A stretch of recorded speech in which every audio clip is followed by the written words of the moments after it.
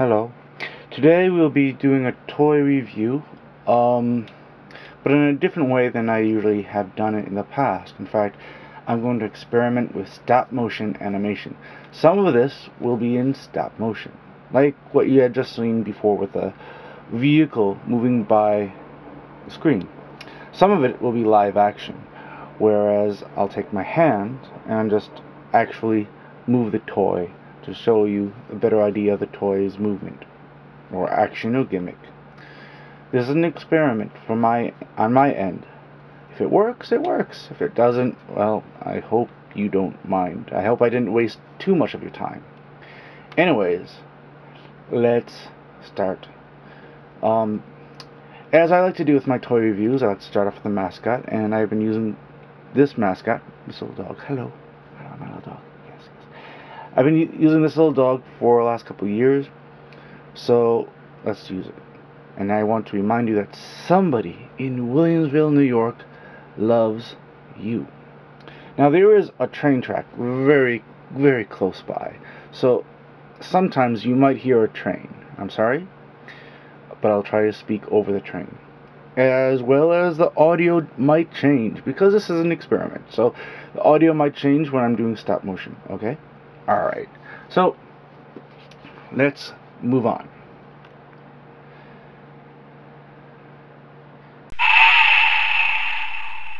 Alright, for a little bit I'll be using this toy, Kamen Rider Wizard's Infinity Form, as a bit of a narrator, okay?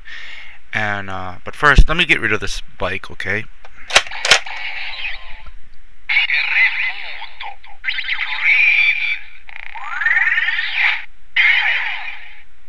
Okay, today we'll be reviewing Kamen Rider Gaim, and he is a new character from the Kamen Rider franchise. Today we'll be reviewing his gimmick toy, his first gimmick toy in this gimmick series. A gimmick toy is what I consider to be a toy that was designed with children in mind, because they have certain play features that are not in the SH or different versions that are specifically made for collectors. This year's theme, well, if you don't know this year's theme, well, take a look. Take a listen. Excuse me.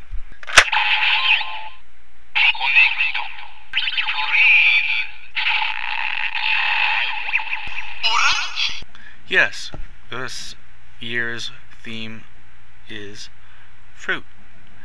And fruits combining with different types of warriors, such as samurais, gun-toting cowboys maybe, knights. It's still kind of unclear what kind of combinations they're going to be doing, but it's definitely clear they're using fruits as a main theme. And some people like it, some people don't. I'm giving it a chance. It seems... the two episodes I've seen, they look interesting. I'll go with that. They're fun and interesting. Who knows if they'll be a success. Okay, let's take a look at some of the gimmick characters or gimmick toys we've seen the last couple of years. Kamen Rider Wizard, which is this narrator right now, his gimmick, for the most part, was a light-up head. 5 of his figures had a light-up head. Other 5 figures had attachable parts, such as a dragon part or a beast part. Then we went into Kamen Rider Forze, whose main gimmick was attachments to his limbs, such as radar dish and snowboard, other things that could just attach to his limbs. Then with Kamen Rider O's, we saw that he was able to break up to 3 parts, and he was able to combine in different combinations with other characters from that same line. Same with Double. Double is packed away right now. But yeah. So let's take a look at the box. And this toy was released October 4th on a Saturday, 2013. This review is about a week late, but I was very busy, and now I'm having a chance to do this review. Now let's look into the toy itself. Here is a package. I'm going to remove my present narrator. Thank you, Wizard Infinity. Let's take a look at this box.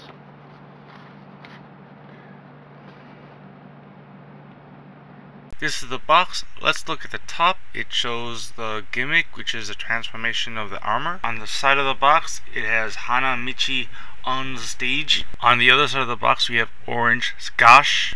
We'll take a close look at the back in a moment. On the bottom of the box, a brief description of what is inside the box. One toy, one accessory, one armor, etc. Let's slow down and take a look at the front one more time. This is the top of the box's front. And this is the name of the series, Armors Change. Now to the front, as you see, half the toy is visible through the box, and half of it is aligned with the image to show that it can have armor attached to it. This is very similar to other Kamen Rider products that they have done in the past where armor was added on. Now look at the price. The price for this at this store was 2,520 yen, roughly about 26-27 American dollars. If you notice the price above, 3,150, 3,150. That's actually the price that Bandai is asking for stores to sell. But of course, there's a lot of stores that are selling for much cheaper. Let's take another look at the side artwork of the box. Onto the back of the box, here we show the two swords, and it's basically saying in Japanese that the two swords can connect, as well as the figure has about 18 points of articulation and can strike dramatic poses. Here it says that the armor can change the color of the toy's eyes. Here we get a look at Banana Baron and how the armors can change and how this banana armor will look upon Gaim. Banana Baron will be released next week on the 18th or the 19th, but I don't think I'll be able to do a review for him. And nothing really much on the bottom of the back of the box. It just says that this is for ages 3 and over. Now let's get the toy out of the box.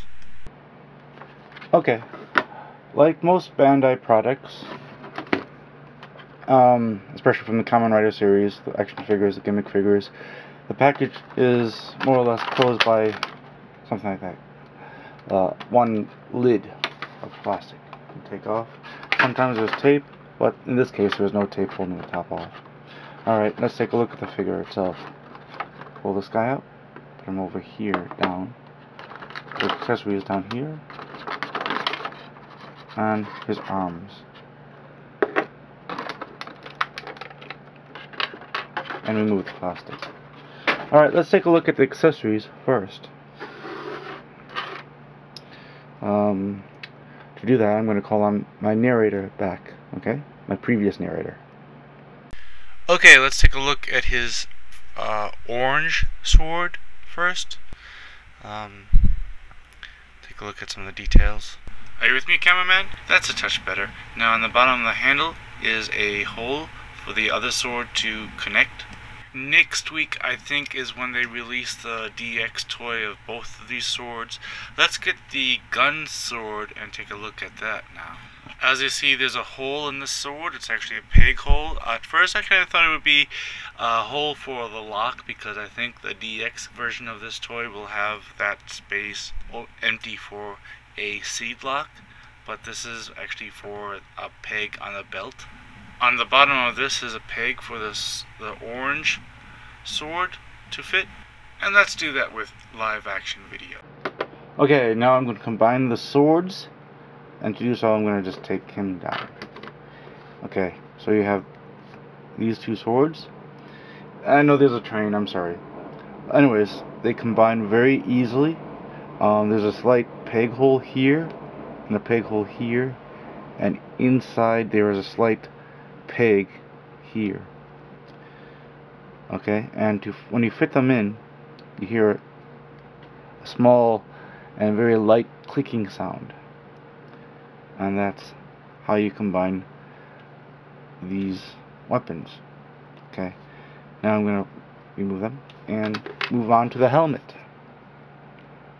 As you can see, the front visor is the giant orange, and it's fairly well detailed. This fits inside the head and part of the eyes. You also see a bit of the wings that kind of poke out on the side. On the back of the helmet, there are two indents where you connect this to the orange armor when it's in orange mode. There isn't really much on the bottom of this, as you can see. I'm now going to go into live mode to show how the armor fits together. Alright, now let's look into the orange armor. And here it is. Okay. Now, to open it, you just very simply pull a little bit. As you see, there are tabs here that fits here. Okay.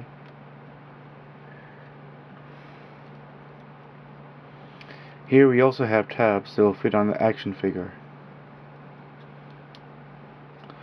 Now, to put the helmet in, you take these tab holes and put them here. Okay, and to get it ready for the Henshin gimmick, just fold it all up again. These here are in the instructions. It says that if these fall off or clip off, you just clip them back on. I'm not going to take them off for this video, but it does happen. Not often. They're fairly on. Close this up, and voila, we have the orange shell or orange armor. The orange sword does not have a good way to fit in, so that must be placed on the side. Okay, it would have been a little bit neat if it was able to be placed in somehow, but not really. It's not really done. It's not really possible. Okay. Right, now let's look at the figure. On the side is a clip for the gun sword, and the clip is removable. On the other side of the figure is a lock pad that holds 3 locks or lock seeds, and they really do not have any detail at all. If you look at the Kamen Rider Wizard figure, they did something very similar for his ring chain. Looking at the top of the head, we see 2 peg holes, one round, one linear, and this is for the helmet. As such, the head is split in 2. The back part of the head is connected to the neck, whereas from the chin forward it is not. So it is something to be a little worried about. Moving the head I have found to be a little stuck at times. Okay, attaching the sword to the belt is very easy. As we have noticed before, there's a peg hole, and this is a peg. And it fits on as such. Excuse me. Fairly easy. There's no real clicking sound, but you get a firm feel that it's on there. And here's the sword on. Okay. Let's now look into his articulation. Wizard and Gaim share similar upper body articulation points. For example, the waist, the bicep, the elbow, the hands. The only difference is that Wizard's 2-finger joint is hindered by his rings. As for the lower portion, they share the same knees, ankles, and swivel portions, the mid-thigh. The only thing that's really different for articulation is the hip movement of how it can go, how it is able to do this movement is different. The splitting motion here was quite different. Here we had a different just a whole different system to move the legs in that way. More of a what is Mattel is doing with DC, I believe. Whereas when you got up to Forza and O's and Double, it was more of a ball joint. So they're trying to progress with the toy, which is interesting. Evolution and small changes in the toy is kind of interesting. The only thing is the locks here kind of hinder total split. But when do you really want to get your character to do a total split? It's good enough to put on a motorcycle or a horse to ride. Alright, okay, I want to go into, I'm sorry for the cut, I want to henshin him, okay? And to do that, I'm just going to put this on his head. I cut because it just didn't want to fit the first time. Now it's fitting on very well. I just, okay, as such. You make sure that the pegs fit into the sides as best as possible. Okay, and here we have him in his sparkling form. I think that was on his TV show today. If you hadn't seen it, this is episode 2. He moved his sword 3 times and his armor came up, and it was acting kind of like a bit of a drill, a little bit of a protection device, a defense. Alright, not much is known about this guy's abilities, his rider kick or whatnot. It's only been 2 episodes, what can you say? You can't really do too much with it. Alright. Move this down like this, and flip it up like this. Ah, see? It does come off, but you just snap it in place. It's not the end of the world. Oh my gosh, I spent a lot of money on a toy kind of thing. It's just, you put it back in place.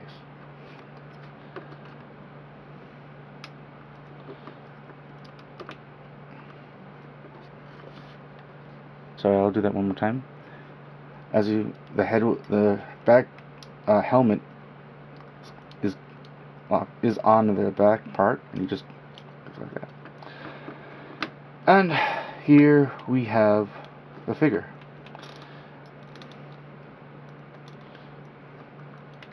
Okay. Now, the paint job on the back of the orange is silver. That's exactly what it looks like. It's a pretty neat toy. Okay? Thank you.